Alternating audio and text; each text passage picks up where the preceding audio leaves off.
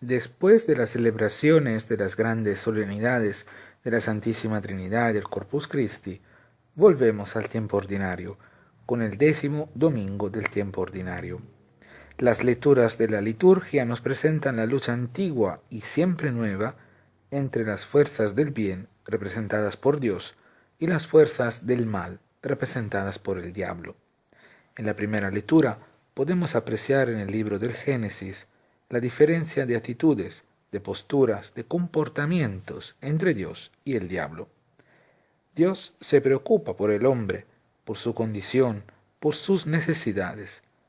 ¿Dónde estás?, le pregunta concretamente a Adán, porque es un Dios siempre pendiente de sus criaturas, un Padre amoroso siempre pendiente de todos sus hijos.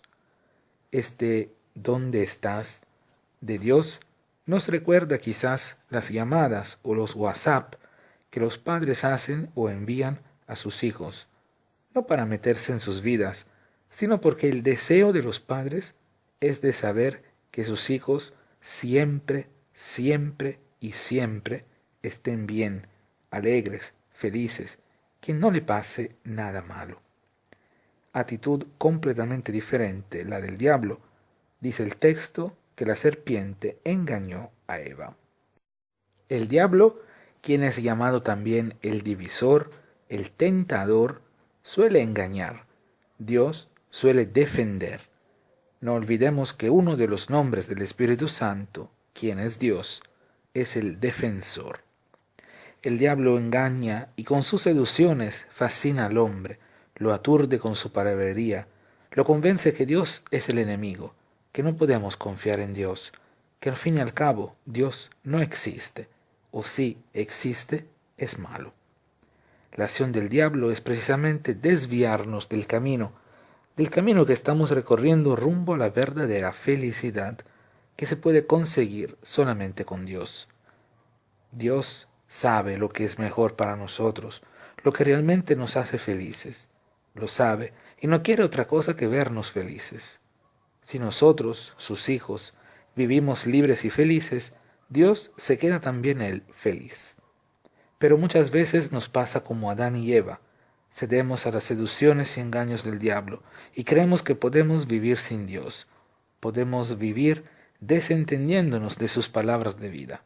Creemos, porque el diablo nos lo hace creer, que Dios quiere limitarnos, que es envidioso de nuestra felicidad, que no quiere vernos realizados, cuando la realidad nos dice totalmente el contrario. El diablo sueña con vernos destruidos física y moralmente. Dios, porque es el Dios de la vida, sueña con nuestra plena y total realización en todos los ámbitos. Sueña que vivamos una vida en abundancia. Adán, incapaz de asumir sus propias responsabilidades, descarga la culpa a Eva, y ella a su vez a la serpiente.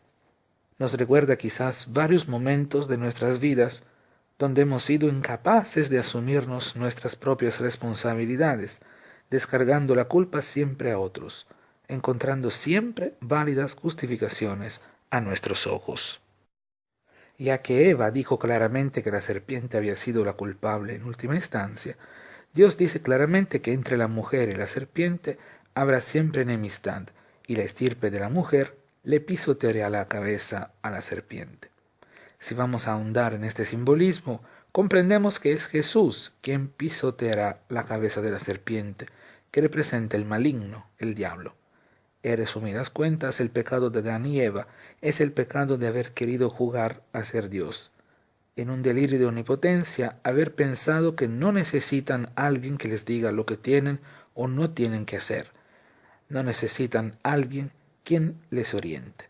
El pecado ha sido entonces haber quitado a Dios de su vida.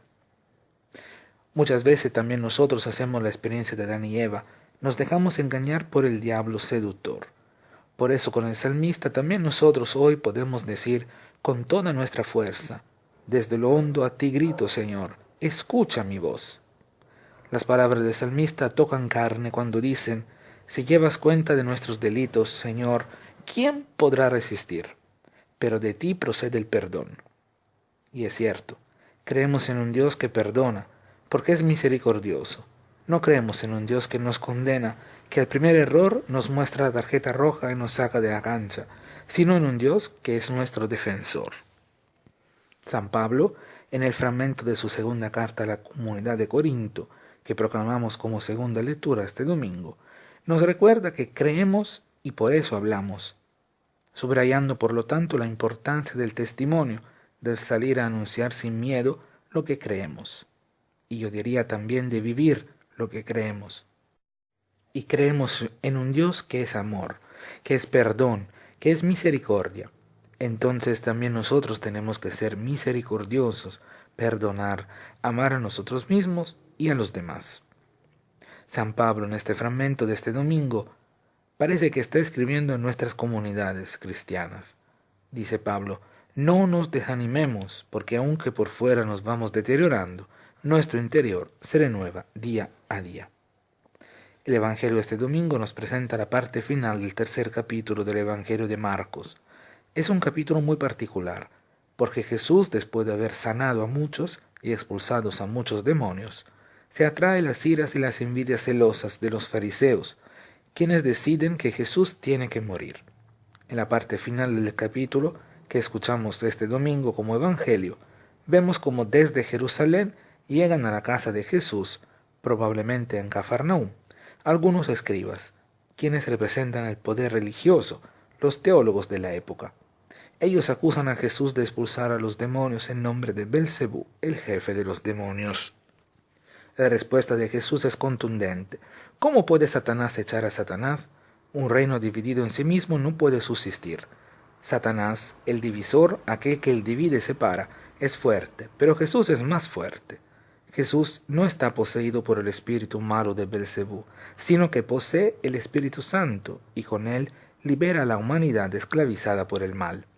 Esto causa las incomprensiones de su familia, quien lo considera fuera de sí y viene a llevárselo también para protegerlo, y causa también el choque con la autoridad religiosa, como hemos visto, atemorizada e incapaz de buscar el bien de las personas, encerrada en su doctrina religiosa. Quien pretende desviar a Jesús de su misión no puede entrar y permanecer en la casa, símbolo de la Iglesia y tema central en Marcos. La casa, desde siempre símbolo de familia, se relaciona con el cumplir la voluntad de Dios. Y cumplir la voluntad de Dios es buscar cada día ser una persona nueva, mejor, capaz de perdonar y de reconciliarse con los demás, capaz de sembrar y cosechar verdad y justicia, capaz de establecer relaciones fraternas, sinceras, llenas de respeto y amor. Quien cumple la voluntad de Dios es familia de Jesús.